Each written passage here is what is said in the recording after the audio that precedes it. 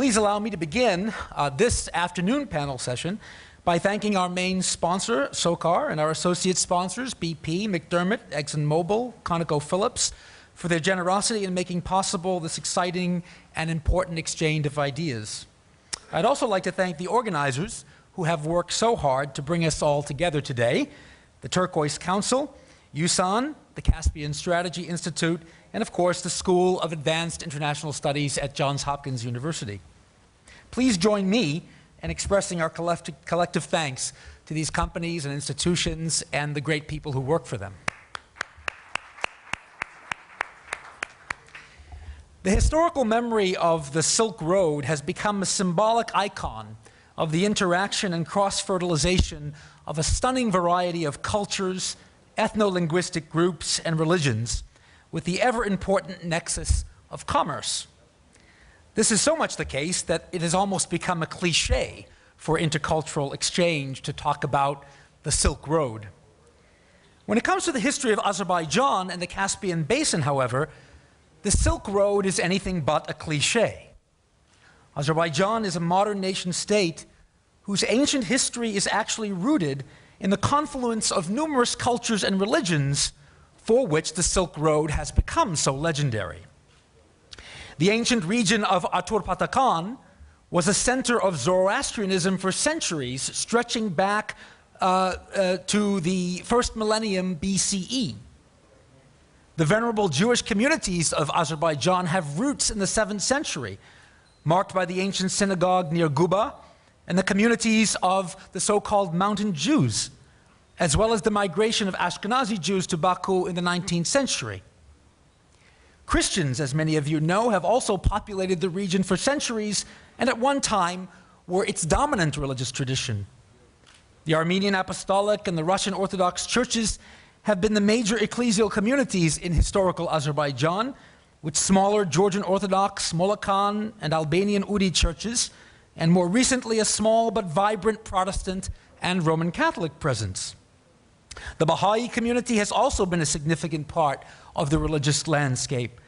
And of course, no tradition has been more significant in the region than Islam, in both its rich Ithna Ashari and Sunni expressions. As has been mentioned in our introductory session this morning, Azerbaijan is a nation which treasures religious liberty. Article 48 of the Constitution of the Republic of Azerbaijan reads, and I quote, "Every person shall have the right to freedom of conscience and religion. Everybody shall have the right to independently define his or her attitude towards religion, to profess religion alone or together with others, or to profess no religion at all, as well as to express and spread his or her religious convictions. Free conduct of religious rites, if it does not violate public order or public morality, shall be authorized. Violation of the freedom of religion and self-expression shall not be justified." End quote. The presence with us here today of 4 distinguished religious leaders from Azerbaijan is a practical and powerful demonstration of the commitment of the people of Azerbaijan, not only to interreligious harmony, but interreligious solidarity for the common good. The presence of these distinguished spiritual leaders should and must be a testimony to the core values of our faith traditions, which are only authentic when they cooperate with one another to encourage human flourishing. This presence speaks to me of the critical importance of our faith leaders in reminding us all that the best and most lasting human relationships are not rooted in which of our human sisters and brothers we can agree to be against. They remind us rather that the best and most lasting human relationships are rooted in glorifying the one God who teaches us the values we must all be for. It's now my great honor to invite to come before the table here these 4 eminent religious leaders. We're going to ask them if each of them would offer a brief prayer out of his own tradition in the language in which he prays most frequently or most traditionally on behalf of us all and on behalf of the Azerbaijani people, the US American people, and their long and healthy relationships. So I would first like to call to stand here in front of the table the Honorable Mr. Milik Yevdayev, excuse me, Chief Executive Officer of the Religious Community of Mountain Jews.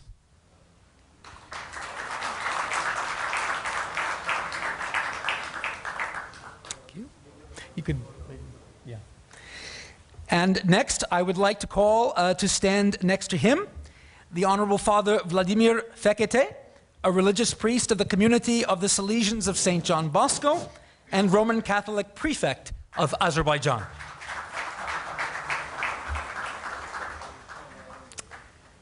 Thirdly, I would like to invite to stand before us His Grace the Right Reverend Bishop Alexander of the Russian Orthodox Eparchy of Baku.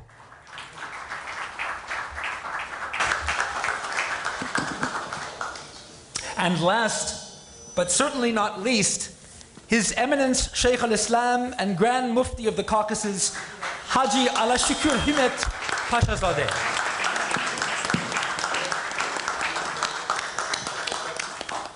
And maybe we can simply go in order from my left to right, beginning with Father Fekete. He can offer his prayer, and then we'll move to Mr. Yevdayev, etc. Thank you.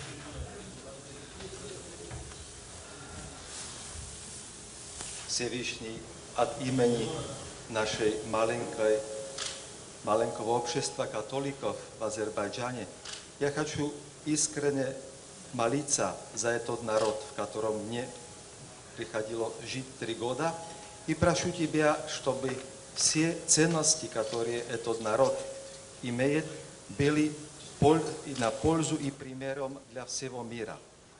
Отче наш, сущий на небесах, да святится имя Твое, да придет царствие Твое, да будет воля Твоя и на земле, как на небе. Хлеб наш насущный дай нам на сей день, и прости нам долги наши, как и мы прощаем должникам нашим. И не веди нас во искушение, но избав нас от лукавого. Аминь. Hanımlar ve cenablar, Allah Teala bu günleri bize çok görmesin. Ona göre çok görmesin ki biz Azerbaycan'da tarihi mənbələrdən götürsək 2000 ildən çoxdur ki biz Azerbaycan torpağında yaşayırıq. Və 300 ildən də çoxdur ki biz Qubada məskunlaşmışıq. İndi Allah Teala'nın kanadı altında biz bu 300 il Azerbaycan xalqıyla bir yerdə yaxşı günlərimiz qəbul eləmişik. Allah Teala pis günləri bizdən uzaq eləsin. Və biz Azerbaycanı həmişə özümüzə doğma vətən bilmişik. Və doğma vətən də bilirik. Ona görə də Allah Teala'dan arzum budur ki, sizin hamınızı öz kanadı altına alıp, yollarınız uğurlu, gözünüz nurlu, diziniz taqətli, çörəyiniz isti, suyunuz sərin olsun. Azerbaycan bütün dünyaya tanıtmalı bir dövlətdir. Azerbaycan elə bir tolerant bir dövlətdir ki, bizim möhtərəm prezidentimizin dediği kimi, mən nəinki Azerbaycan prezidentiyəm, həm də hər bir Azerbaycan vətəndaşının prezidentiyəm. Deməli, bizim prezidentimiz bizim üçün əlçatmaz deyil, əlçatan bir şəxsdir. Və bizim xalqın adından prezidentimizə dərin minnətdarlığımızı bildirirəm ki, bizim üçün qısa bir müddətdə Allahın evi, sinagogu tikib və bizə töhfə elədilər. Bu büyük töhfeye göre Azerbaycan prezidentine, Azerbaycan halkına, Azerbaycan torpağına derin minnettarıq. Meğer bu Azerbaycan hakikatlerinin tecessümü değil mi? Meğer bu Azerbaycan'da yaşayan az sayılı halkların Azerbaycan'la bir yerde şad hürrem yaşaması değil mi? Bunları, bu hakikatleri bütün dünyaya bildirmek lazımdır. Allah'ın kanadı altında hamınızı Allah Teala hifz eləsin, mərdimazardan uzaq eləsin.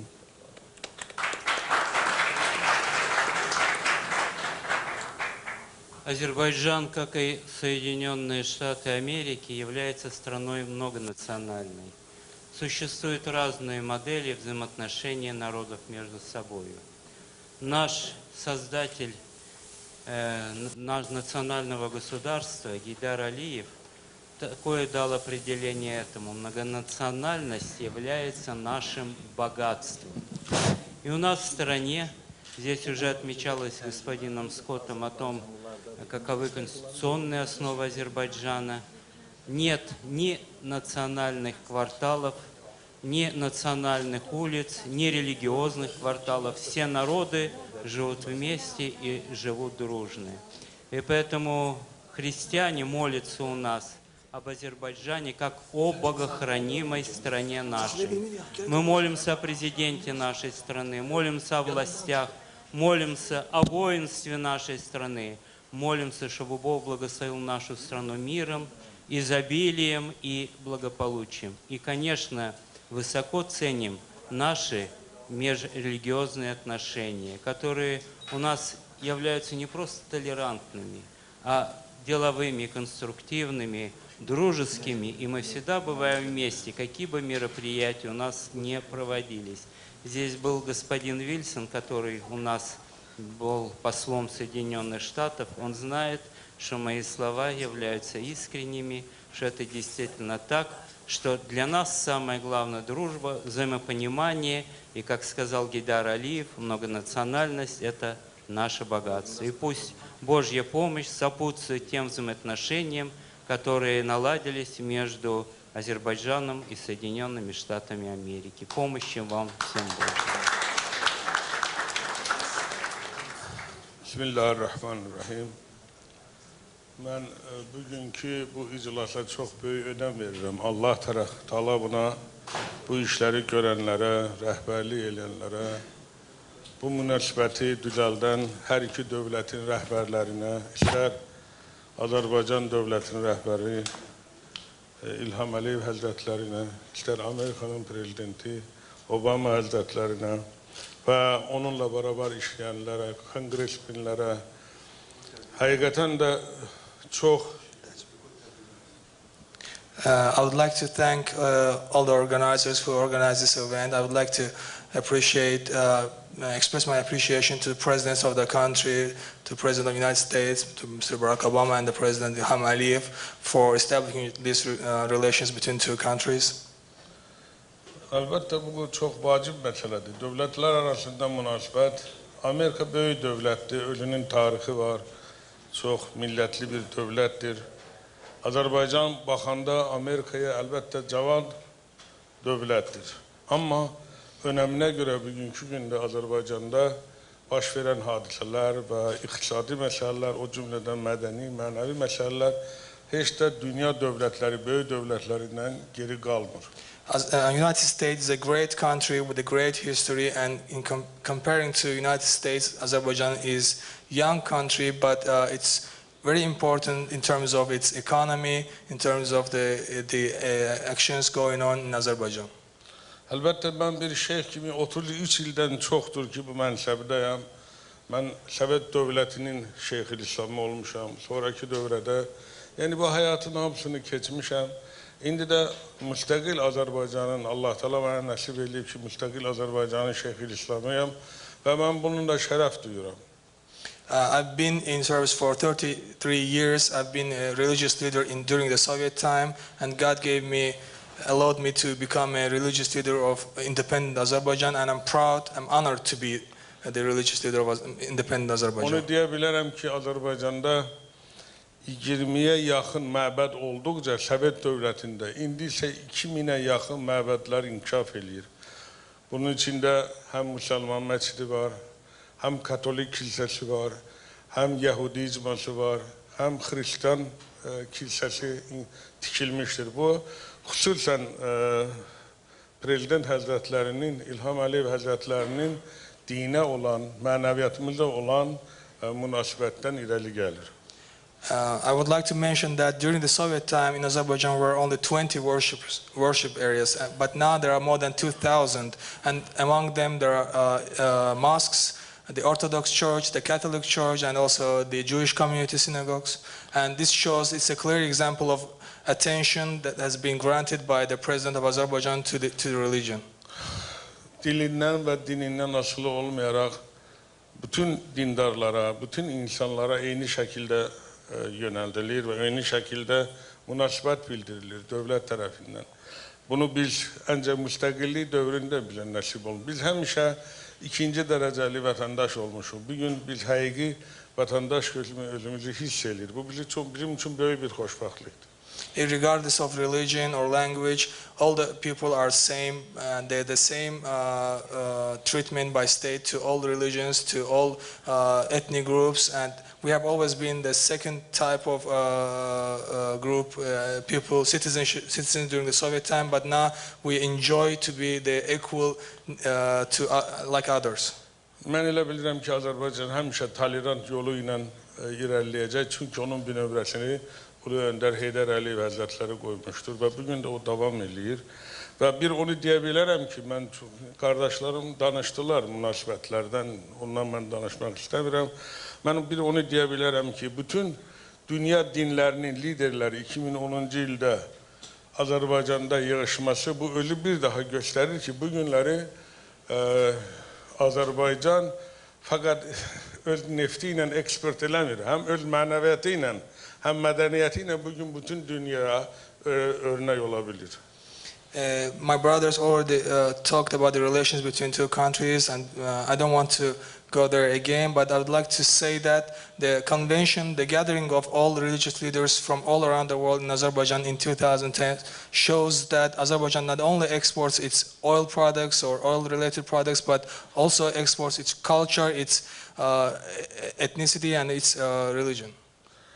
Burada Azərbaycana Papanın gəlməsi və Azərbaycana 2 dəfə, 3 dəfə patriarx Rus Pravoslav Kilsəsi rəhbərinin gəlməsi, Gürcü patriarxı 2-3 də bu axırıncı ildə gəlməsi, hətta Azərbaycana Qaraginin gəlməsi bir daha biz Azərbaycanlıların bütün dinlərə, bütün xalqlara münasibətimizin bir aynasıdır. Bu göstərilən bir aynasıdır. Visit of Pope to Azerbaijan, as well as visit of the Russian religious leader and Georgian religious leader and also Armenian religious leader to Azerbaijan is a clear example showing that Azerbaijan has what attitude Azerbaijan has towards the all religion, all the nations in the world.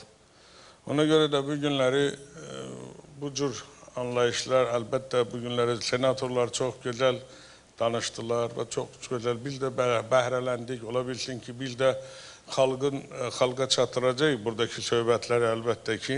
Mən bu məclisi quranlara, bu məclisə kömək edənlərə, bu iştirak edənlər, iki tərəfin səfirlərinə, həm Azərbaycan, həm də Amerika səfirinə, həm bu maddi cəhətdən Rövnəq müəllim oturub, Rövnəq müəllimə və onunla Samin müəllim var, Hafiz müəllim var və başqaları ki, burada iştirak edirlər. Bunu iştirak edirlər və deputatlara və iştirak edirlər burada. Bunların hamısına mən minnətdaram ki, bugün bizi bura dəvət elədiniz və biz burada iştirak elədik və sizin qarşınızda bu görünüşü bizə imkan yaratdınız. Allah Teala bütün işlərinizə müvəqqətli arzu edirəm. Allah Teala'dan və arzu edirəm ki, gələcəkdə də Amerika və Azərbaycan münasibətləri daha bundan daha çok inkişaf etsin. I would like to thank again organizers, the participants, the ambassadors of two countries, and all those who sponsored the event. Mr. Minister, Mr. Pashayev, thank you for coming. And I would like to pray to God that to bring you success in all your endeavors and bring you achievements. Ən böyük arzum oradadır ki, Qarabağ məsələsini danışdınız. Əlbəttə, bizim üçün 20% torpaqların işğal olunması üçün bizim üçün çox böyük çətindir. Çünki dindarlar iki tərəfdən, həm torpaq biz udulmuşuq, həm də mən ziyarətgah, məscid, qəbristanlıq, kilsə, biz bunları itirmişik. Və ona görə də mən arzu edirəm ki, tezliklə torpaqlarımız, biz yenə də dua edirik Allah Teala'ya ki, Qarabağ məsələsi sülh yolu ilə həll olunsun və tezliklə o mədəniyyət abidələrimiz, o torpaqlarımız, o məscidlərimiz, kilsələrimiz yenə də özümüzə qaytarılsın və biz onları abad eləyək. And we mentioned Nagorno-Karabakh, and we wish that this conflict will be solved in a peaceful manner. The peaceful resolution will be made, and this is double difficult for us because as an ordinary citizen we lost the land, but as a religious leader we lost both our churches, our mosques, and our worshipping areas. And we hope that all these territories will be freed and will be returned to Azerbaijan, and will have chance to worship in our churches and our mosques. Mən sizə və Amerikan senatorları iştiraklarına minnətdarlığımı bildirirəm. Amma axırda bir gülməli də olsa bir şey deyəcəm. Görürəm ki, Amerikalılar sevirlər gülməli. Çünki mən Azərbaycanın o Sovet dövrünü keçdiyimə görə, o komünist rejimdə olduğuma görə mən bir misal deyəcəyim sizə. I would like to thank again senators. I would like to make a little joke now. I know Americans like this kind of speeches. I've lived through communism, and I would like to make a remark about that. Bu Allahsız dövlətdir. İndi biri mən üçün danışdı ki, bu təbliğat varlığı Allaha qarşı, hatta kəndlərdə xorucu deyirlər, kəssinlər ki, xoruc banlayır səhər-səhəri, namaz qılmağa durmaq lazımdır. Kətçiyə xorucu qoymurdular ki, banlasın, ki, bu durub, bu cəmaat namaz qılacaq. Ona görə o dərəcədir, biz keçmişik, gəlmişik, Allah Teala bu qədər bizə böyük nemətlər nəsib eləyib. Allah sizə də can sağlığı versin, sağ olun.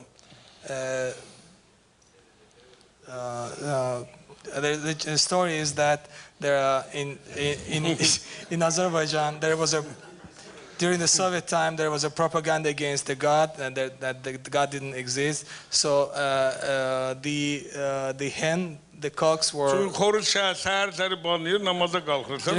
the morning time the cocks were making sound as a calling for prayer. For the worshippers, and they said to cut all the hands to cocks so that they don't make any sound. So this was the story about it. Çok sağ olun.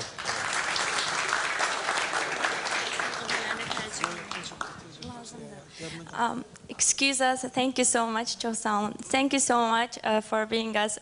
But we just didn't want to interrupt, and that's why we had a lack of translating others. Head of Jewish community, head of Orthodox community, head of Catholic community. Basically, they all did a prayer. They were saying that may Lord bless our nations, may Lord bless our future relationship between U.S. and Azerbaijan. Thank you. Thanks. Chosan.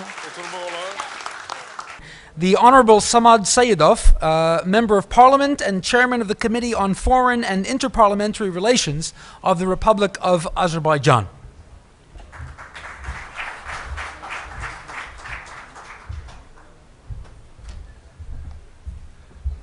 Dear friends, ladies and gentlemen, Alexander and our spiritual leaders make my job much more easy. They told very important information about tolerance and intercultural dialogue. And let me first of all express my gratitude to this excellent opportunity to speak here at this conference. Of course, tolerance and intercultural dialogue are the key conditions for mutual existence of human beings, countries, people and nations. And respectively, test for tolerance and possibility to establish intercultural dialogue should serve as a path to the community of civilized nations and states. But before analyzing how can we deal with that, and before analyzing what is going on with tolerance and intercultural dialogue, let me give you some samples voiced by very well-known politicians all over the world. I will try to deal with this. Okay. Mr. Wilfred Martins, chairman of European People's Party of Christian Democrats. I'm enraptured by the coexistence in Azerbaijan of different religions under the condition of peace and harmony, tolerance. In this sense, Azerbaijan is a model country. Mevlut Çavuşoğlu, President of the Parliamentary Assembly of the Council of Europe, Azerbaijan side helped not only the development of intercultural dialogue, but also the activity of the Council of Europe. We support and praise these initiatives of Azerbaijan. Madam Irina Bokova, Director General of UNESCO, Azerbaijan plays an important role in promoting the intercultural dialogue. Secretary General of the Organization of Islamic Conference, Azerbaijan became the symbol in the area of collaboration among great civilizations. His Excellency President of Israel, Shimon Peres, Azerbaijan is a model of mutual trust and respect between Muslims and Jews. Okay, and this is my president, His Excellency Ilham Aliyev, the President of Azerbaijan. Existence of high-level ethnic and religious tolerance in Azerbaijan, in fact, is the source of strength to us, and that's true. And how can we manage this? What's the secret we have in the land of Azerbaijan to organize this intercultural dialogue, to create this situation, to create this environment? I think there are some very important factors. And among these important factors, we should mention, first of all, our history. I want to draw your attention to this picture. As you know, and during morning sessions, we told you that Azerbaijan lost in independence and then again, at the beginning of 90s, became an independent state. But we gave a lot of lives for that. Citizens of Azerbaijan sacrificed for that. And this is very important to take into account that not only Azerbaijanis gave their life for independence of my country, but Lezgins, Talish, Jewish, Russian, Ukraine, and other nations which we have in Azerbaijan. For centuries, this ability of Azerbaijan to unite different nations for the highest value, for independence and freedom, gave us possibility to be together, gave us possibility to survive. And I think this is very important to take into account, this factor. The second factor, very important factor, that we managed to preserve our history. And today, all confessions, representatives of different religions, have possibility to express their views. We should take into account that the history of Islam in Azerbaijan starts from 7th century. But before Islam, we were Christians. But before Christians, we were fire prayers. And 2,000 years, mountainous Jews people living in Azerbaijan. That's why in our archetypes, you can find everything. And that's a special, very special philosophy of Azerbaijanis, that we made possible not only to coexist different confessions together, but we made possible to exist within one brain, different attitudes concerning different religions. And that's why we have situation which we can share with the rest of the world. Our spiritual leaders gave you information about that. I wanted to draw your attention to Bibi Heybat Mosque in Baku, just recently renovated. Tazapir Mosque in Baku, very important and just recently renovated. Orthodox Church. Fire Temple in Baku, which related to the Zoroastric period of our history. Catholic Church in Baku. You know, friends, in Azerbaijan we have approximately 300 or 400 Catholics. But despite of this fact, in the center of the city, just 2 years ago, Catholic Church just opened. Albanian Udi Church in Gabala, another sign of our history. And I'm so happy to announce, and you have heard about from our friend, spiritual leader, that exactly 1 year ago, new and the biggest synagogue in the region has opened in the center of the city. Dear friends, this is not only just facts. This is the policy of my government. And this policy of my government reflected in the constitution, and Alexander mentioned about that, that we have freedom of expressions, and these principles unchangeable in our constitution. That's really very important. Ladies and gentlemen,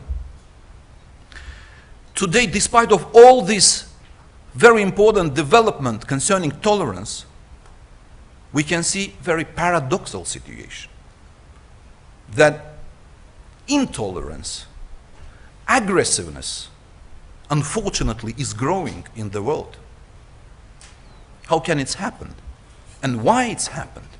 Why in one country we have success story, why around us we can see absolutely different issue? Scholars seeking the answer on this question on growing influence of internet, social networking, TV, and other things. And I think they are not right. I think we should think that the value, tolerance, in some sense, exhausted itself. What I mean by that? What does it mean, tolerance? In our understanding, I'm not so happy with you, but I have to be together with you.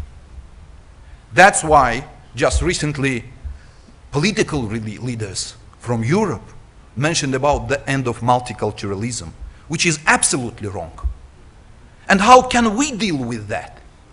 What we do,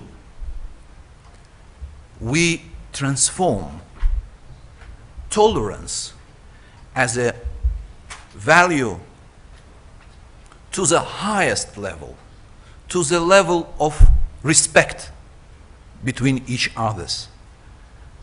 Part of me is Christian in my mentality. Part of me is Jewish. Part of me is Orthodox, and part of me is Islam, Muslim. How can I be tolerant to myself? I can respect myself. And if I can respect myself, I can respect others, like in family. That's why my president mentioned that representatives of different nations and religions live as one family in Azerbaijan. And it's a result of the activities of religion leaders, and definitely it is a state policy.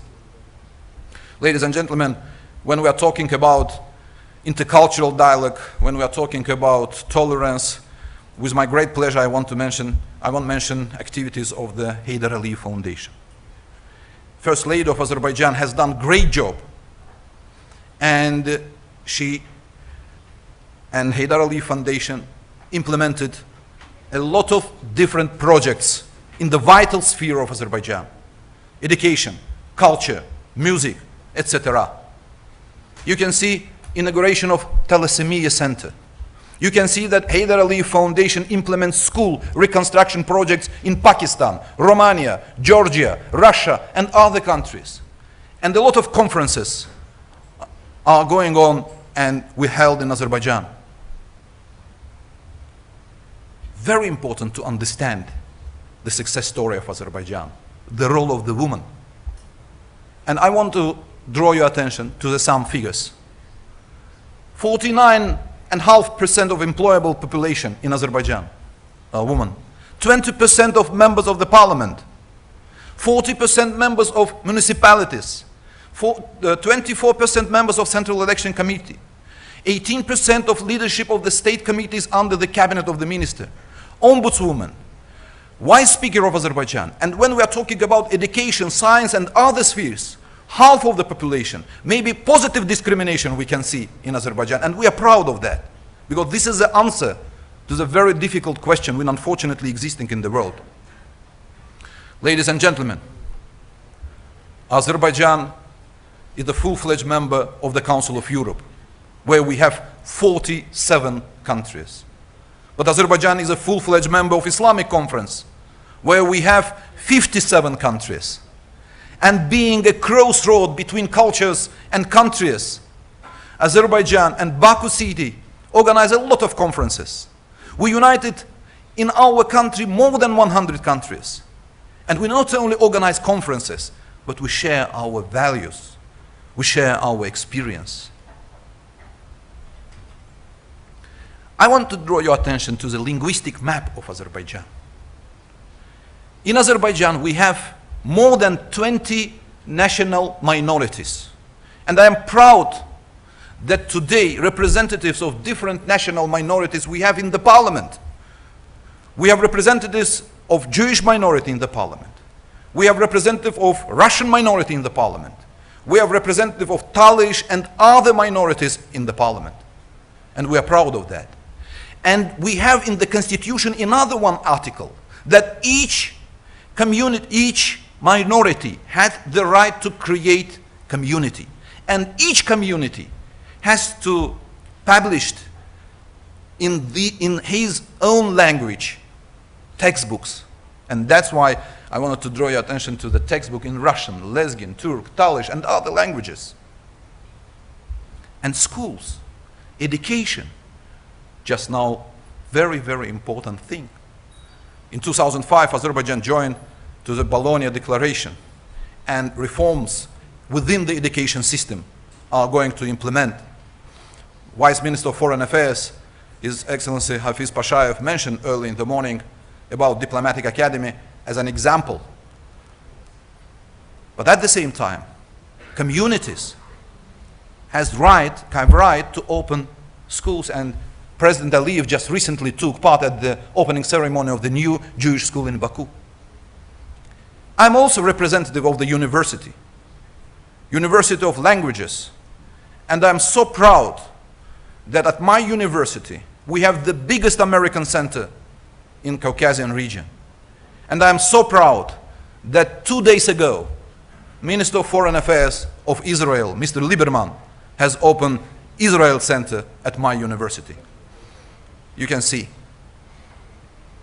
Ladies and gentlemen, Azerbaijan has proved that being a very small country, we can share our experience and we can do our best with respect, tolerance, and intercultural dialogue.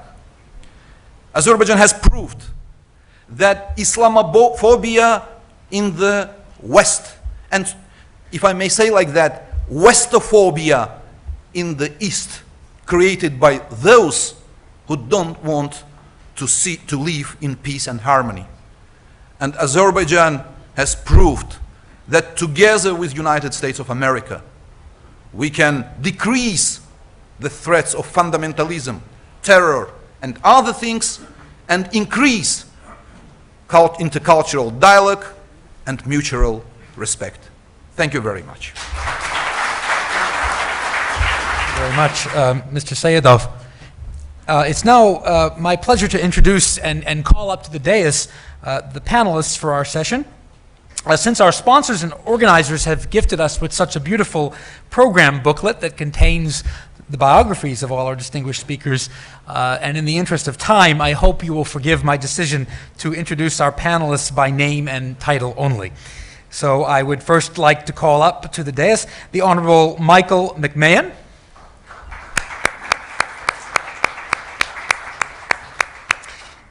The Honorable Member of Parliament of the Republic of Azerbaijan, Asim Molazadeh.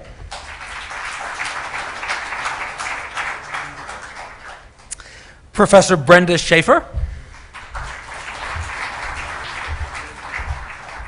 And Dr. Svante Cornell. I think the way we'll proceed is in terms of the order in which people are listed in the program. And that means we will start with Dr. Cornell. I think it's about 3:20 now. If we have 10 minutes per panelist, that will get us to 4 o'clock. And then we're aiming to wrap up by about 4:15, God willing. which will allow us for about 15 minutes for questions and comments from the audience. So without further ado, I would like to turn things over to Dr. Cornell.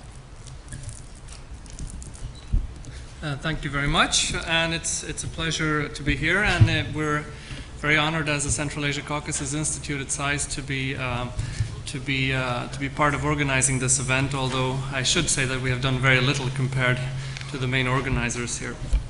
In any case, much has already been said by the previous speakers, secular as well as religious leaders, on the issue of tolerance and intercultural dialogue. What I would like to do in this brief time is to say a few things about the context, if you will, of what you've heard about Azerbaijan, but also perhaps something about the challenges to tolerance and intercultural dialogue in Azerbaijan, because I do believe there are challenges that the country faces. Now, as a whole, I think what you've heard, I agree with what has been said on tolerance in Azerbaijan. The interesting part of it, if you will, is the context, namely that Azerbaijan kind of stands out in the Caucasus, which is a region known mainly for the strength of ethnic nationalism. In fact, most societies in the Caucasus have tended to identify membership in the national community on the basis of blood lineage, not on the basis of citizenship, if you will. The Soviet experience actually strengthened this phenomenon by institutionalizing ethnicity into people's passports and promoting a very primordial, unchangeable character to ethnicity. And of course, this contributed very much to the emergence of ethnopolitical conflict across the former Soviet Union, but especially in the Caucasus, where much of the ethnic revival, ethnopolitical revival, took place in places like Armenia, Georgia, and Chechnya. Now, Azerbaijan was also absorbed by nationalism, but I think it's important to note that Azerbaijani nationalism has differed quite significantly from most of its neighbors in two ways. First, by being civic rather than ethnic in character, and secondly, by being reactive rather than proactive in many ways. Let me explain that. Now, when I say reactive, what I mean is that the rise of nationalism in Azerbaijan, on a popular level, I should say, because there was a rise of Azerbaijani national consciousness already in the Soviet period. But on a popular level, it was very much a reaction to the territorial claims that were a result of Armenian nationalism. So what I'm saying basically is that Azerbaijani nationalism arose as a result of the conflict with Armenia, was not a cause of the conflict with Armenia primarily. The civic element, I think, is very important, because there are, of course, and there have been what you could call fringe group of ethnic, pan-Turkic, if you will, ethnic nationalists in Azerbaijan that did have some influence in the time of the Popular Front government in the early 1990s. They had never commanded a strong following in society, however. And in fact, when parts of the Popular Front government took steps to define the language of the country as Turkish, pure and simple, rather than Azerbaijani, there was a popular recoil against these efforts that had very much an ethnic flavor to them. Now, there has been a hefty debate, an important one, on what exactly constitutes the national community in Azerbaijan.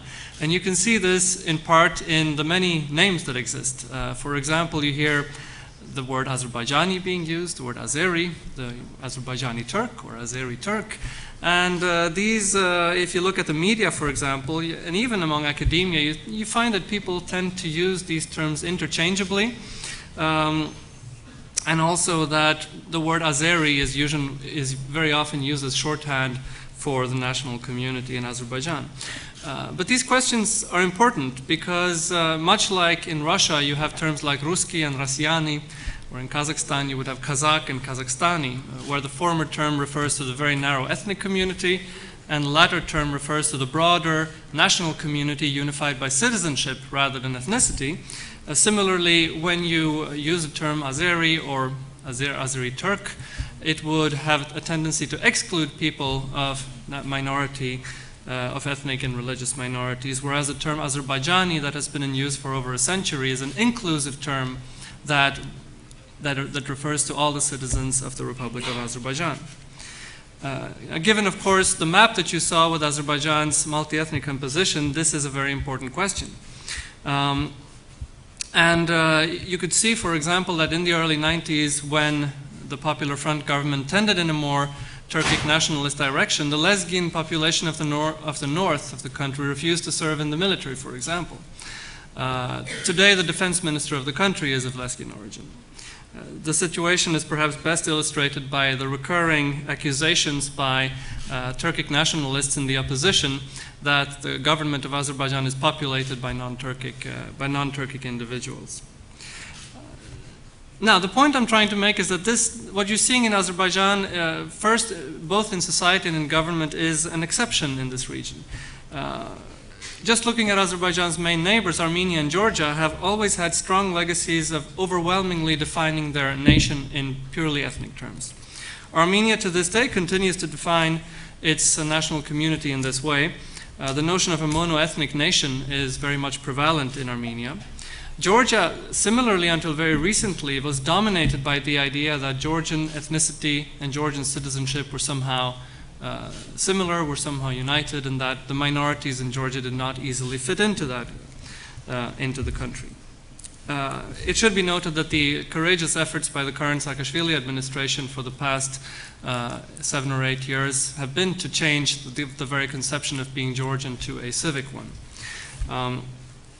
But in Azerbaijan, there is more or less a consensus, both in society and certainly a leadership that has been exercised by the government of the country for the past almost 2 decades to cement, if you will, a civic definition of what it means to be a member of the Azerbaijani national community.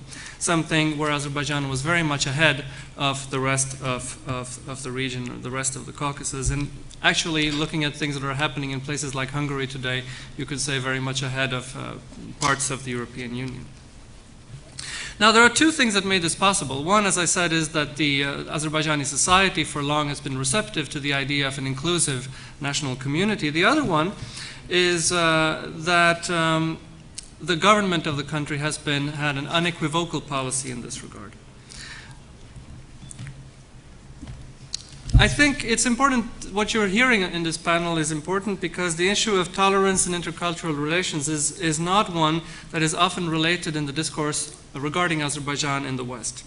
Now, the modern Azerbaijani state has gone through tremendous challenges and difficulties of war, deprivation, ethnic cleansing, and continued occupation of its territory, and is often subjected to both fair as well as unfair criticism of its record in domestic politics. That's not our topic today, but I think the policies of the government in the area of the inclusion of people of all origins is one that is important, and an important part of the picture that deserves attention. This is also related to 2 things. You've already heard about the remarkable harmony in which the Jewish community in Azerbaijan lives, so I won't dwell on that. But this is also, if you will, a prerequisite for the quite unique government policies with the state of Israel that Azerbaijan has enjoyed. And I'd just like to make the point here that this is a policy that comes with cost. This is not a policy that Azerbaijan has embraced that is for free, so to speak. For a country bordering Iran, which Iran considers part of its natural sphere of influence, maintaining these ties and developing ties with Israel has not been an easy choice, but one that has required very bold leadership. If you followed the media recently, you've seen that there are continuous threats and admonitions on an almost daily basis by high government officials in Iran against Azerbaijan concerning their relationship with Israel. And it's important to note that it's very deplorable, therefore, when you find in the US media by former government officials and others speculations of Azerbaijan being used as a launching pad for attacks on Iran by Israel that directly feed into the narrative of the Iranian leadership, and which unfortunately some people in this country are contributing to. Let me conclude only on very briefly on 2 points about the challenges to tolerance and intercultural dialogue in Azerbaijan. We should not take the current state of affairs for granted for 2 reasons. First, because Azerbaijan does not exist in a vacuum. It's surrounded by forces that promote ideologies that are far less tolerant than the policies that the government is pursuing. The Iranian policies of fanning Shia radicalism are very real.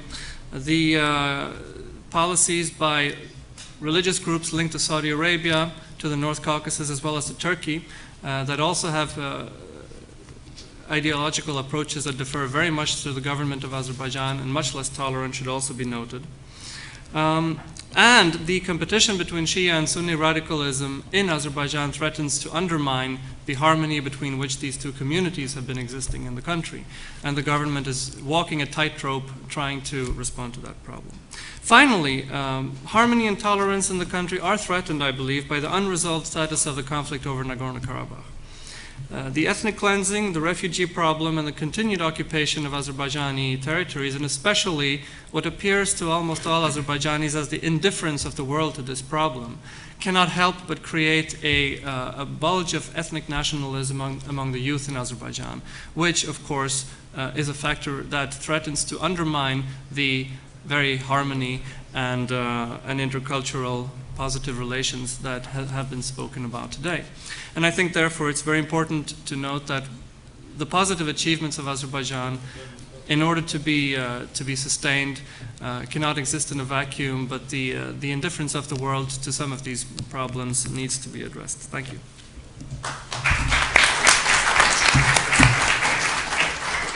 Thank you very much, Dr. Cornell. And now we'll move to Professor Schaefer.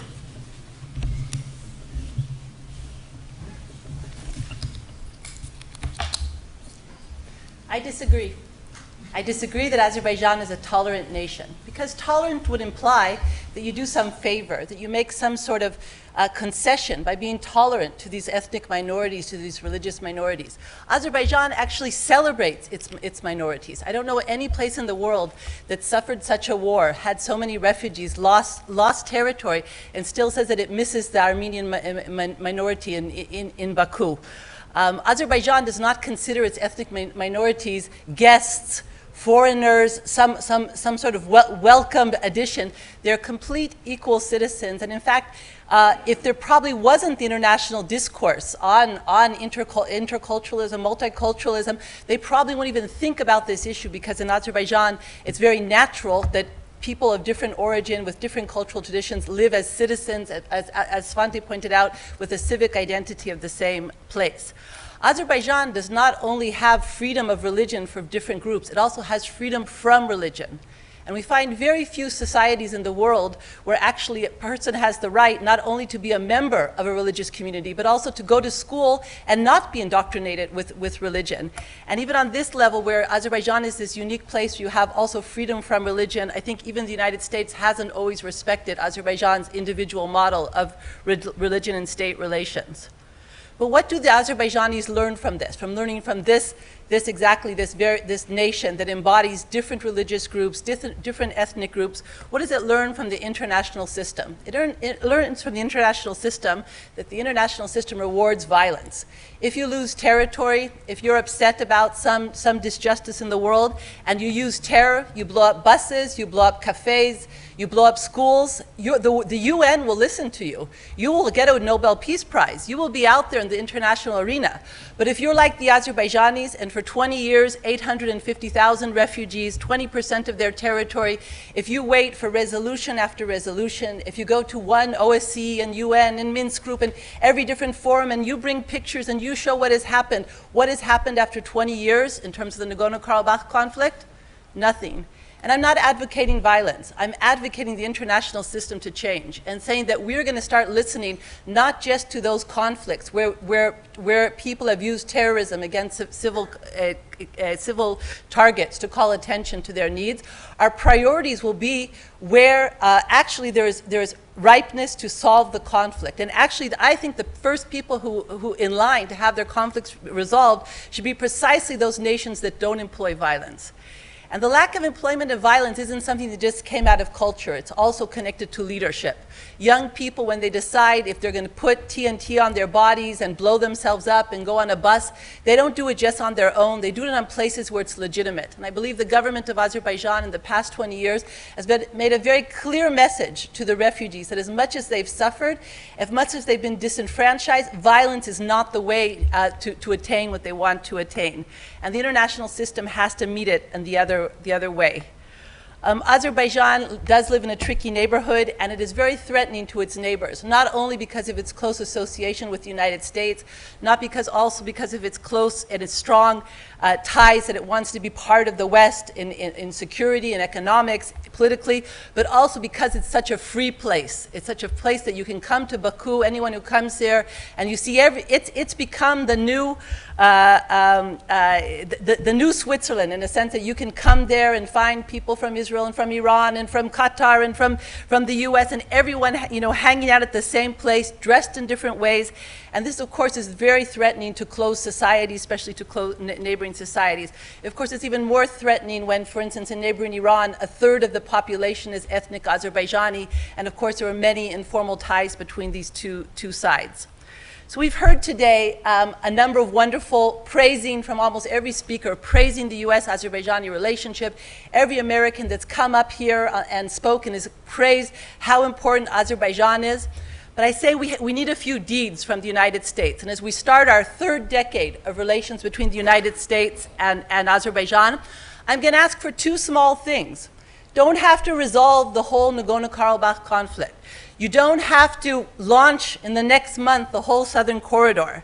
You don't have to reward Azerbaijan for the fact that over 40% of the transit into Afghanistan goes through Azerbaijan.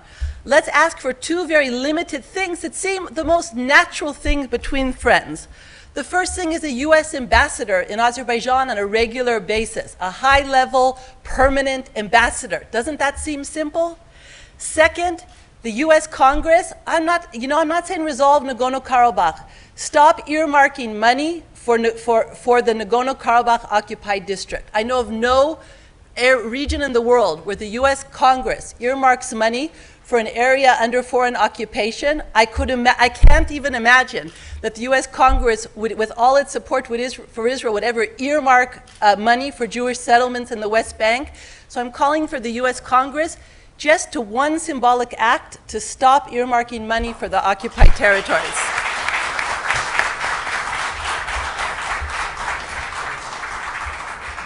And for the congressmen that are here and some of their representatives, there's a very easy formula on how to vote on things that are connected to the Caucasus. You don't have to learn the history, you don't have to learn the culture, you don't have to learn the languages, although it's a good idea to learn about the food because it's quite good.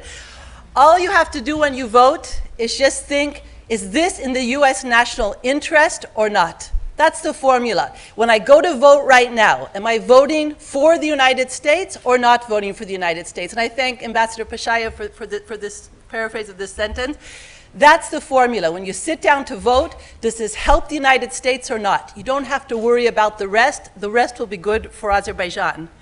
And on a personal note, I want to say that probably the happiest times I spend, except for the times with my children, are on the ADA, the Azerbaijan Diplomatic Academy Summer School that is sponsored by SOCAR. It's a chance where someone like me, an Israeli professor, can sit with students from Iran and students from Qatar and students from Azerbaijan. We don't talk about ethnicity, we don't talk about history, we talk about energy and how we can build good, successful energy policies in our country. So thank you again for this conference and for our cooperation.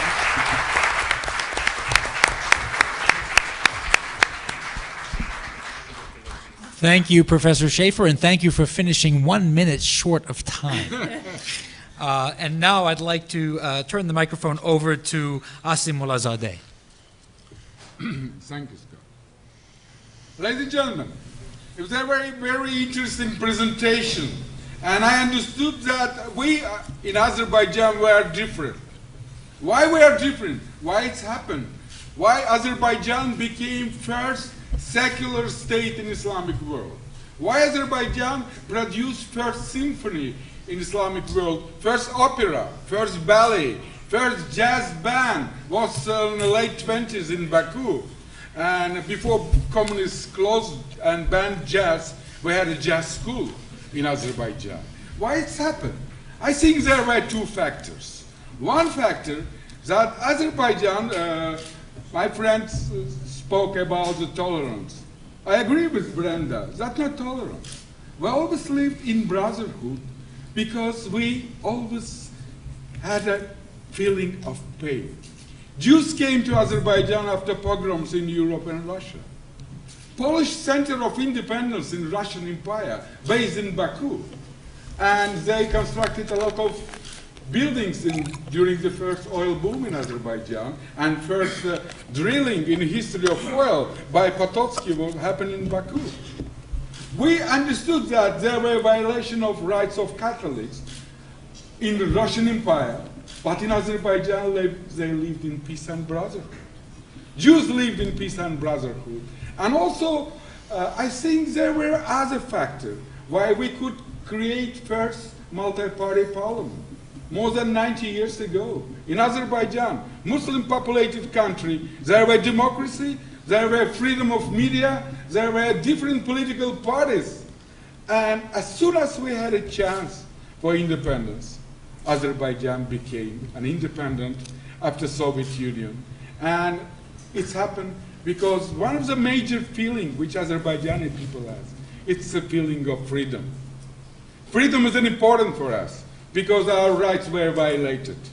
Freedom, democracy, human rights is a very important issue for us. That's why United States, maybe historically, from the first day of our independence, became an important country for us. Because this country based on freedom, on liberties, and on human rights. Nobody giving freedom like grant.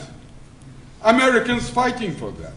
10 years ago in California, I was in a community and I met leaders of Afro-Americans of California. And I said to them, in Soviet Union, they called us blacks. That's why I know how to be a black. I came to a United States and I understood that I'm Caucasian. But this knowledge gave us again force because we are brothers, and freedom is uniting us. In Azerbaijan, people celebrating election of Barack Obama.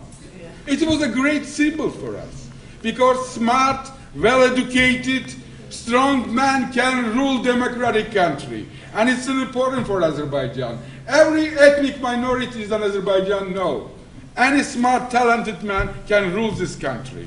And this is the basic of freedom which united United States and Azerbaijan. And we're fighting for that. We're suffering a lot. Nobody gave us the freedom. There were some slides with Russian tanks which killed people of Azerbaijan. Jews, Russians. It's an interesting that in Karabakh War, there were a hero of Azerbaijan, Jews, Russians, who died for Azerbaijan because of aggression, occupation. They fighting for freedom. I'm really happy that Azerbaijan really gave a lot of things to the Islamic world. Teachers of Atatürk were from Baku. Why it's happened? Because of oil factor. At the beginning of 20th century, oil gave a chance to send young Azerbaijanis to best European and Russian universities. They created this idea of secular democratic states in Islamic world as a part of Europe. Our friend Sam Brownback, senator, passed in Senate a very important document about the restoration of Silk Road project. Where's the center of Silk Road? When Putin wrote in his article that Russia trying to build Eurasia, and it is their strategy, I said, but Eurasia is existing. We are Eurasia. We Eurasia, which uniting Central Asia, which uniting Eastern European countries, Turkey, around us, very important values. Values of human rights, democracy, and freedoms. Of course, oil is an important factor. My grandmother became first woman teacher in Islamic world. She graduated school opened at the end of 19th century in Baku by oil millionaire Tagiev.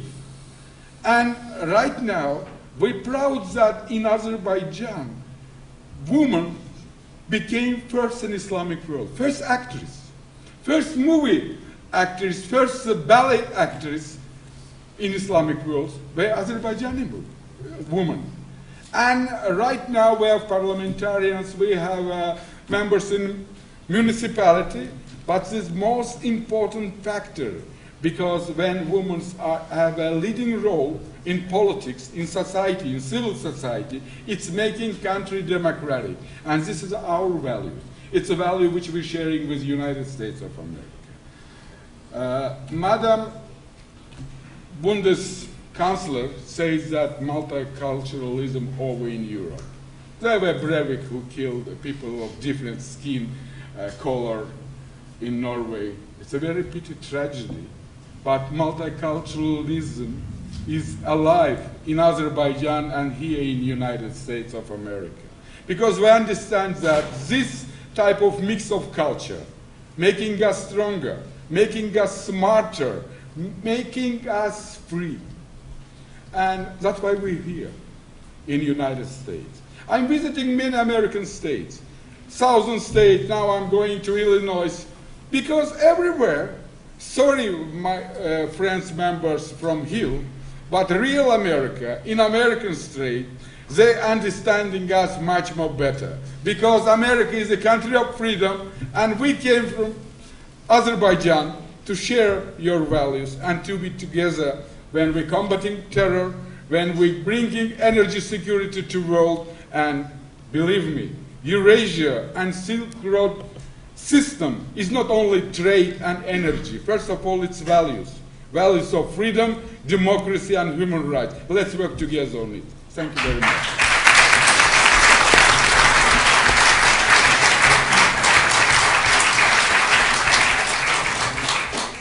It looks like we got a competition here that's a moderator's dream, 2 minutes short of the time limit. So I don't know if our next speaker can keep up with this, but we won't expect him to do that because we're anxious to hear his wisdom. So now we go from the Honorable Asim Mullahzadeh to the Honorable Michael McMahon. Good afternoon. Thank you, Professor Alexander, and this great panel that I'm honored to be with, and to the sponsors of this event. Thank you so much for inviting me to come and speak to you this afternoon. When I first received the invitation and saw the topic of the discussion, promoting tolerance and international dialogue, I wasn't quite sure how I would fit into this discussion and what I could say that could add to what this esteemed panel and those who've spoken before me have said. And then when the four religious leaders came and spoke and said through their lives and their examples, showed to us how religious harmony exists in a land that to us Americans is in many ways an ancient land, and where religious tolerance has existed long before our country was born. I wasn't quite sure what I could add to the conversation. And then when the imam told my joke about the rooster who was talking with his hands, or not talking with his hands, I realized I was in trouble because he took my joke. I wasn't sure what I would say.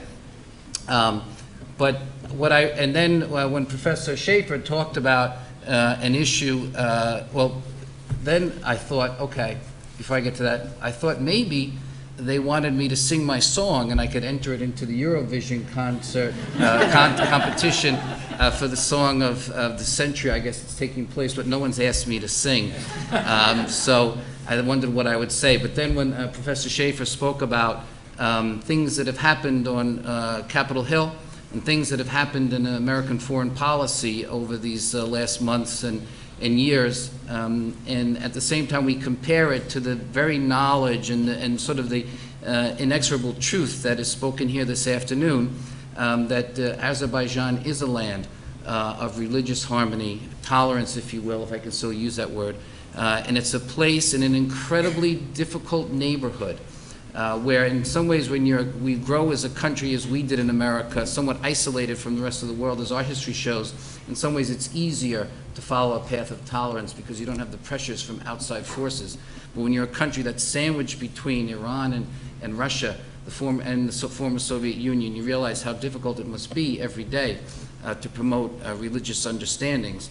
I realized that the task at hand I had was to try to talk about how it is that a country that is one like Azerbaijan, filled with religious freedom, tolerance, multiculturalism, one that is such a good friend of the United States of America in its military policy, in its a friend of NATO policy. Recent visits from the Minister Lieberman from Israel, showing that this is a country that is willing to take risks for its friends, and this is a great country of friendship that has filled with friendship for America. How is it that that message does not resonate amongst the American people?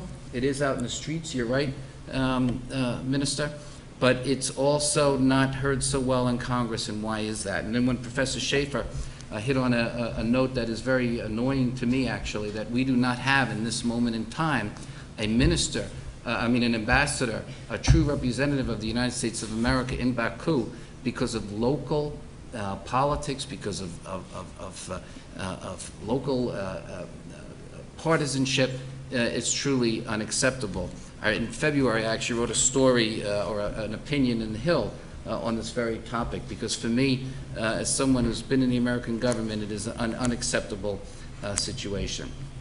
And Professor Schaefer is right. The members of Congress have to simply ask themselves what is in the national interest. If they can't separate themselves from local politics, they should ask what is in the national interest.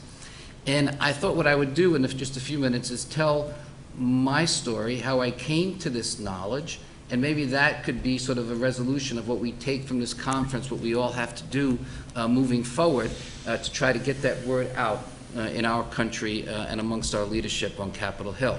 You see, I was not always a friend of Azerbaijan or a member of the Congressional Caucus of Friends of Azerbaijan. I was a New York City attorney.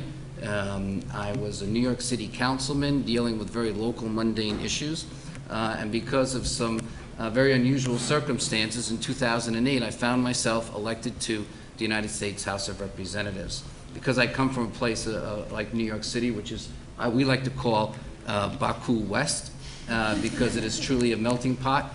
And I had so many different constituencies within my district, I thought that being on the Foreign Affairs Committee would be a great place to go. And when I got there in early 2009, I was fortunate enough to have a great chief of staff on my team. He's here, Chris McCannell. He had some friends like Jason Katz and Jason Epstein. They introduced me to Dr. Adil Begorov.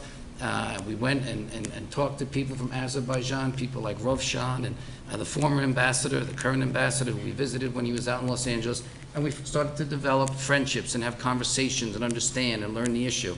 Because when I got to Capitol Hill and I saw all these votes, these sort of unusual votes that really didn't make sense in the American national interest, resolutions, budgetary things against our allies, against our friends, because those politicians were responding to local politics. So constituents in their districts would go to them and say, here's some campaign contributions, we control votes, we want you to vote this way. And those politicians didn't ask, well, is it in the best interest of our country? They only asked, is it in the best interest of my political career? And certainly that is no way to run a nation, certainly not the foreign policy of the United States of America. And so we took positions that were somehow not always popular on the Hill, but certainly I think right for the American national interest and, of course, in the best interest of the friendship of our two countries. I've never been to Azerbaijan. Oh, okay, well, it's a request for an invitation. Somebody raise your hand and yes. You'll come soon, I hope. It worked. The Sheikh raised his hand. Thank you, Imam. I will come to see you. Thank you. Two invitations. Two invitations. But the point is, and I know that when I go, well, I will be certain that the positions that I've taken and the things that I understand about the relationship between our two countries is right. Because of the people I've met here and the constituents I had back home who are from Azerbaijan, especially in Brooklyn, some great restaurants, Shinar and Baku. But also because it's in our interest. Azerbaijan is an ally. Azerbaijan is a country, the first Muslim democracy in the world. It is a country, when we think of America's position and our need to be able to have a dialogue with the people of Iran, what better bridge than the Shia population of Azerbaijan to allow us to make those connections with people in Iran for a whole host of reasons. But the position that Azerbaijan finds itself in sometimes here within the American political arena is similar to the one that Turkey has found itself in the past.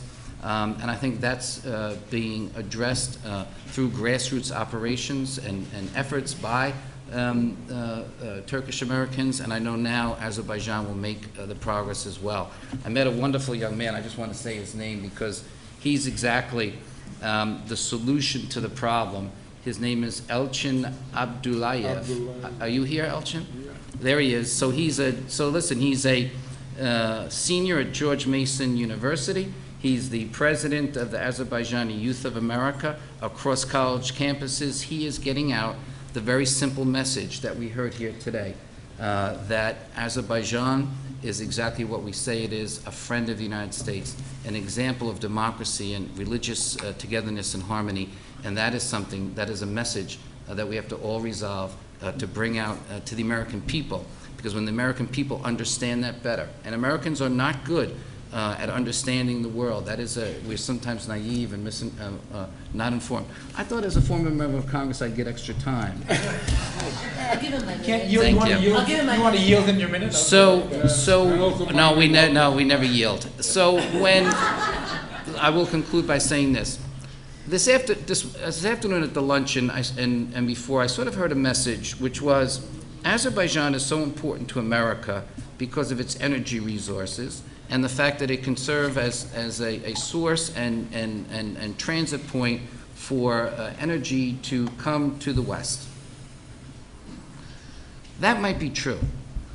But if the oil and gas fields were shut down tomorrow and there were no more energy, Azerbaijan would still be a critically important friend and ally of the United States of America because of our shared love of democracy, our shared love of brotherhood and sisterhood and understanding that we are all children of one God, and this is our world to make it together a better place for our children, all of our children. I'm honored to be here as we celebrate 20 years of friendship of the modern Azerbaijani democracy, and look forward to many more years of that friendship and to that trip to Baku someday. Thank you.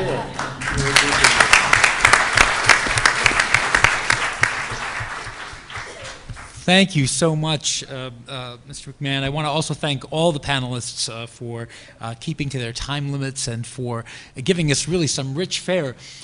Just in anticipation of some questions and comments, I'll do a brief summary of at least what I heard. Dr. Cornell spoke about the important distinction between civic and ethnic nationalism. I think it's a distinction that applies to, kind of across the globe in many ways, but he talked about Azerbaijan as an exception in its own region. He also talked about challenges that Azerbaijan faces, talking realistically about the fact that it does not exist in a vacuum and that there are many forces of intolerance surrounding Azerbaijan.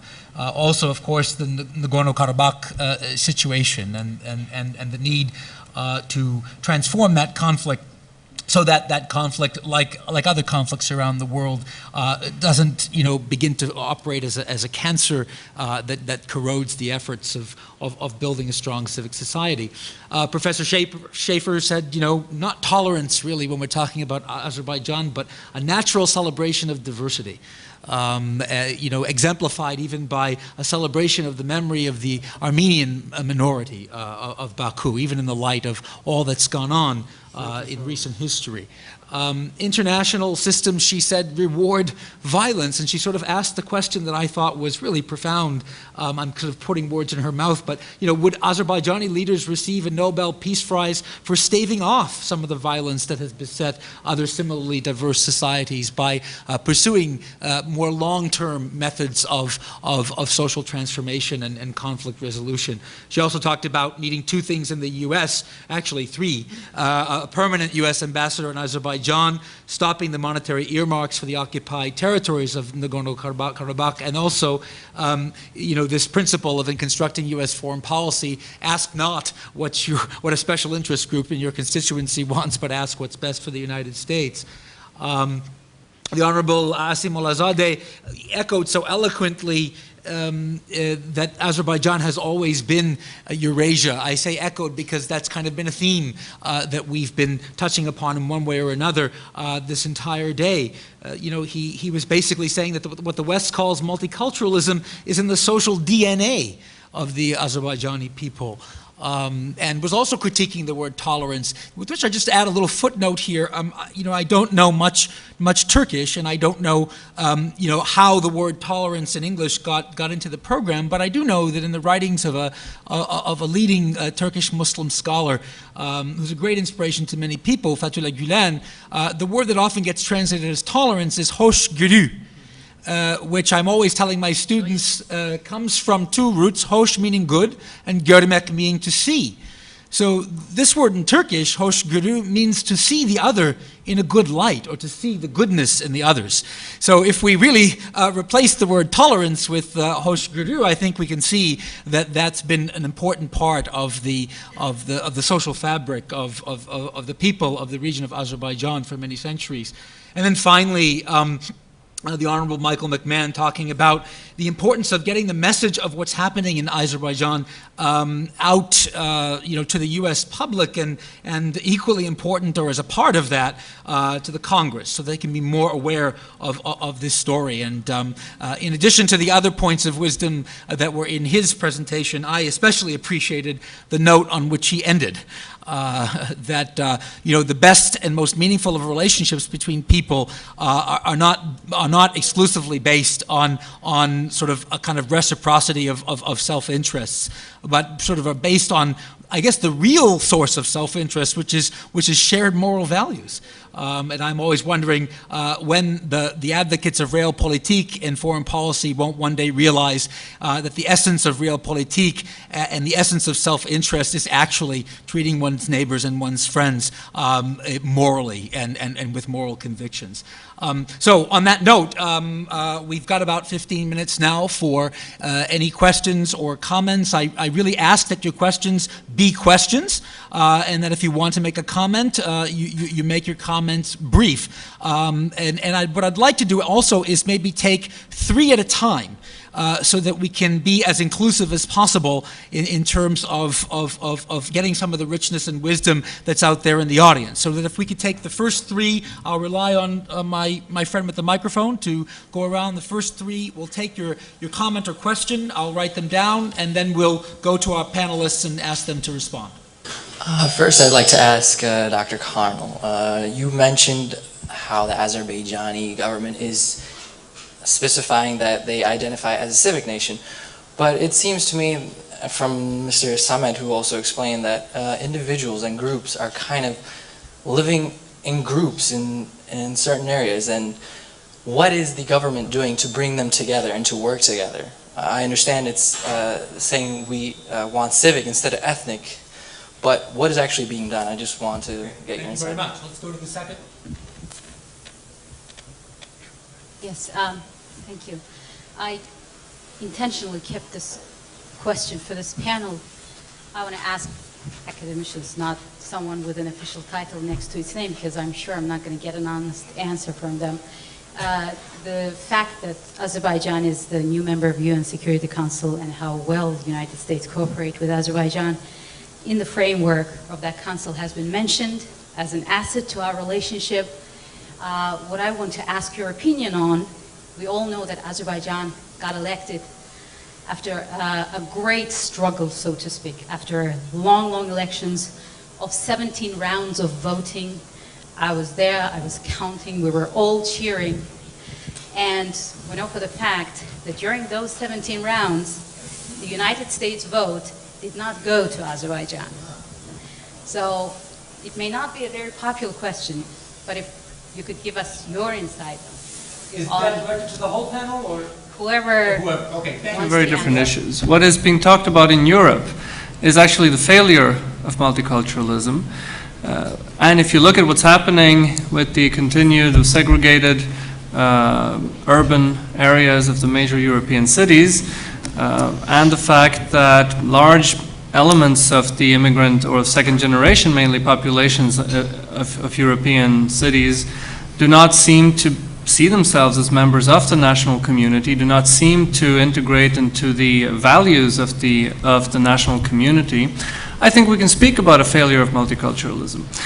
In a place like Azerbaijan, of course, multiculturalism did not begin as a political project.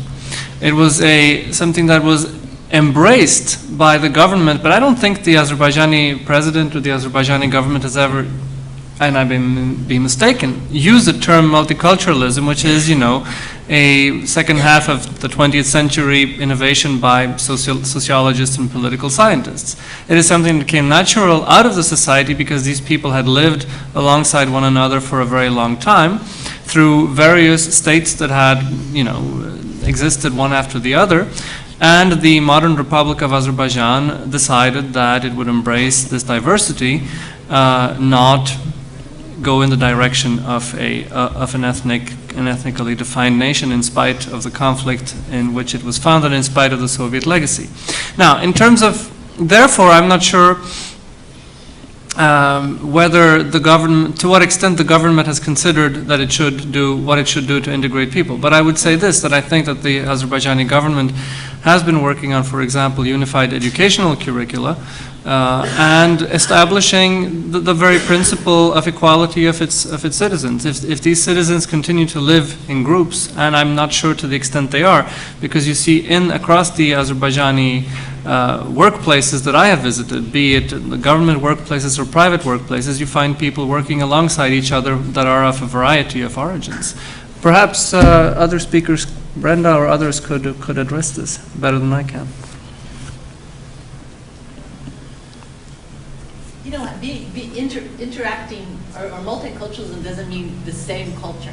And in fact, I think that's a very actually sad development in most of the Western countries, is that in the name of multiculturalism, we're saying, well, no one should have a culture. And I think, you know, man is a social animal. We like to be in a tribe. We like our flowers. We feel just like we feel more comfortable when we're with our community, when we have seasons, when the days of the week have a certain rhythm to them. And there's no reason that, you know, that there should be any sort of state intervention, say that people should live next to each other. They don't have to necessarily live in the same home. And I think there's an interesting development. Azerbaijan's had intensive road building in the last couple of years, and a number of communities that have imagined for thousands of years to retain their languages, like let's say Lahij, 10,000 people with their own Lahijji, with their unique language, their unique schools. Suddenly, because roads are arriving at these places, so suddenly they're starting actually to join or to become more part of the culturally as well as part of the Azerbaijani majority, and that isn't necessarily a good thing. So I think people can live next to each other, not necessarily in the same home. Well, maybe it's time to move to our second question. Who's the brave soul on the panel that would like to address the question of the vote, the contentious vote that led to the election of Azerbaijan to serve on the Security Council, and the, perhaps to use Al Gore's phrase, the inconvenient truth that the U.S. vote was no? Okay, maybe I can. Sure. It is a tradition for countries member of NATO to vote to their friends. Azerbaijan still is not a member of NATO. And during the voting, NATO countries and countries of EU voting for the representative of country candidates from NATO and EU. But very interesting situation that more than 150 countries supported Azerbaijan. Why? Because, again, sense of freedom. A very popular now topic in the world, like a dialogue of civilization, dialogue of culture. But in Azerbaijan, we have experienced not dialogue, or cooperation of culture and civilization. Thousands of years, different civilization, different culture work together in Azerbaijan and produce new quality. And people from Africa who voted for Azerbaijan, people from Latin America who voted for Azerbaijan, they feeling that this small country may be rich with oil, but sharing the same values and some expectation what they have. I don't use the terminology of something like post-imperialism feeling in Africa, Latin America, but they understand that still maybe their people are second sort in Europe, where multiculturalism is dying.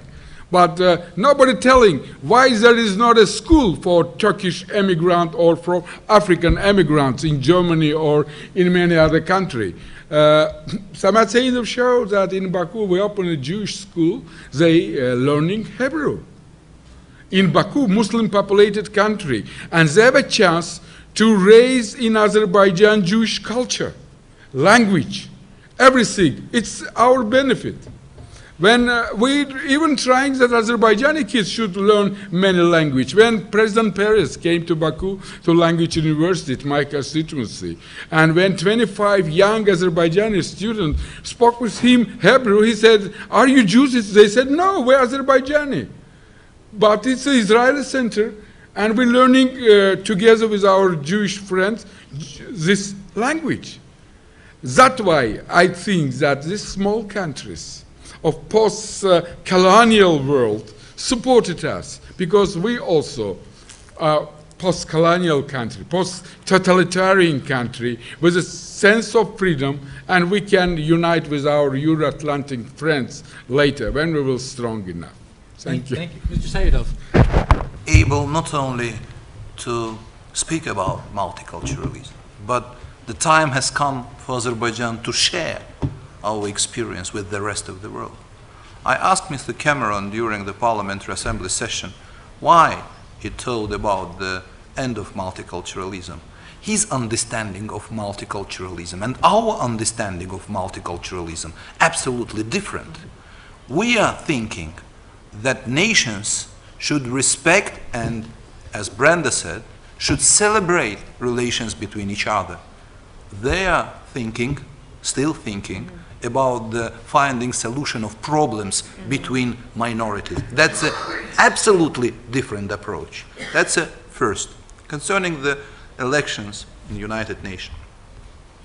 Early in the morning, at the morning session, our friends said, Ross Wilson said, that that was a period of time when only one congressman within 3 years came to Azerbaijan. Today we can see that dozens, tens, friends are taking part in this conference. And maybe yesterday, United States of America is not able to find courage to vote in favor. But after this conference, I think they will be able to do that.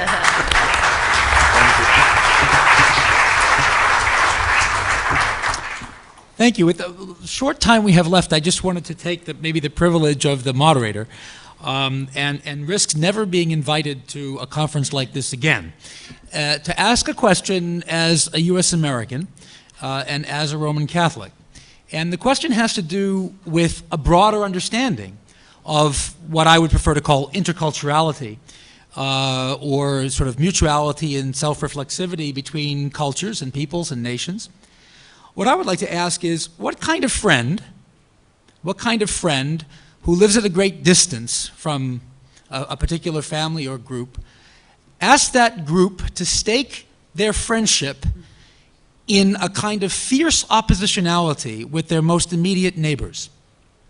If you don't understand what I'm saying, I'm asking, this morning I could not help but be struck with the intense anti-Iranian and anti-Russian rhetoric coming not from the Azerbaijani delegation and representatives here, but from so many of the US American politicians in the name of good, solid US-Azerbaijani relations. Can someone explain to me how good, solid human relations of any kind can be built primarily on animosity towards others, especially when those others are in your immediate neighborhood, and especially when there are deep, long cultural and religious ties with those neighbors? Sure.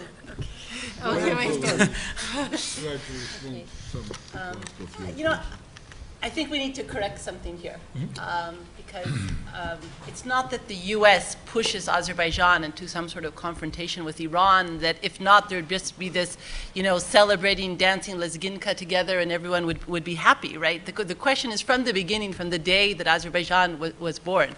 The Islamic Republic of Iran supported Christian Armenia in its conflict with Azerbaijan, not because they particularly identify with Armenia or any of these or anything at this level, but simply because a third of the population of Iran is ethnic Azerbaijani, and it was very in the interest of Tehran that Azerbaijan was involved in a war, that it wasn't prosperous, that there were refugees, and that it wasn't attractive to its own Azerbaijani community. So from day one, Azerbaijan never had a chance, and also because it's a state that has strict separation between religion and state, the fact that someone can drive over the border from Astara to the other Astara and suddenly start living freely and seeing people dress freely.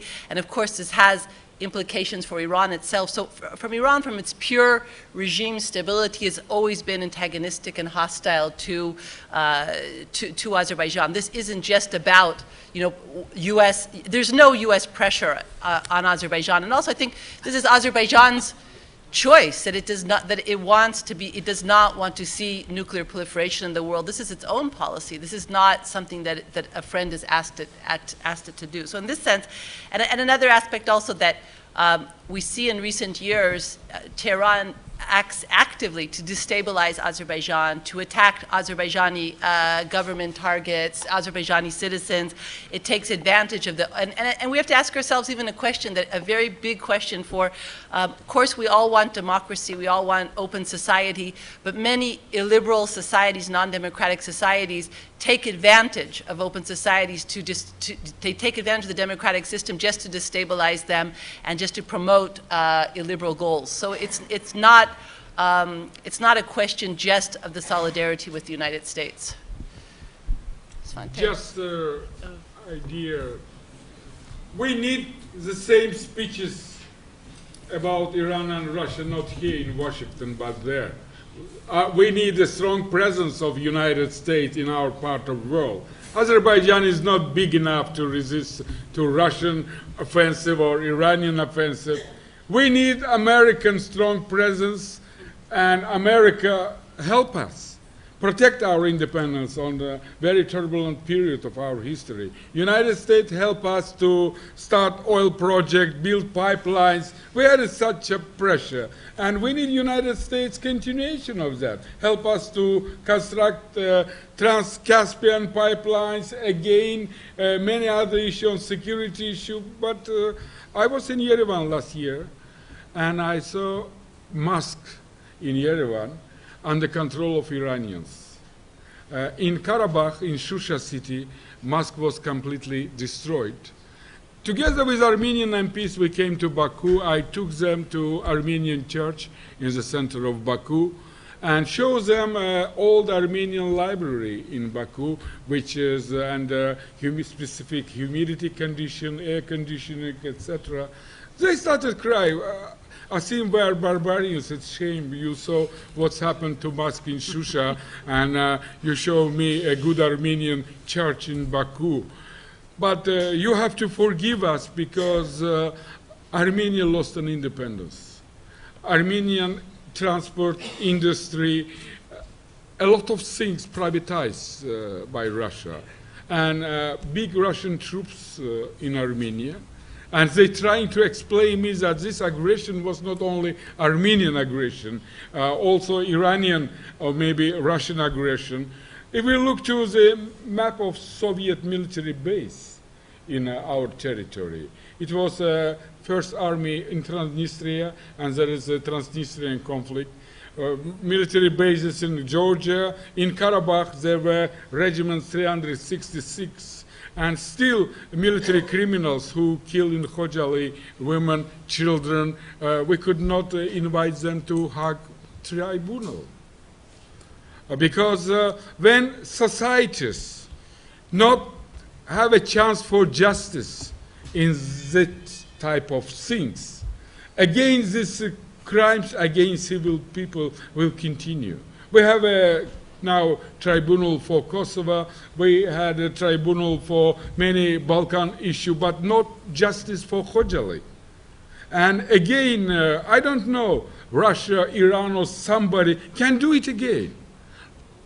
We stopped maybe fascism in Europe after Nuremberg process. We need this type of justice. Just show to the world that it's impossible to burn girls or kill children and women.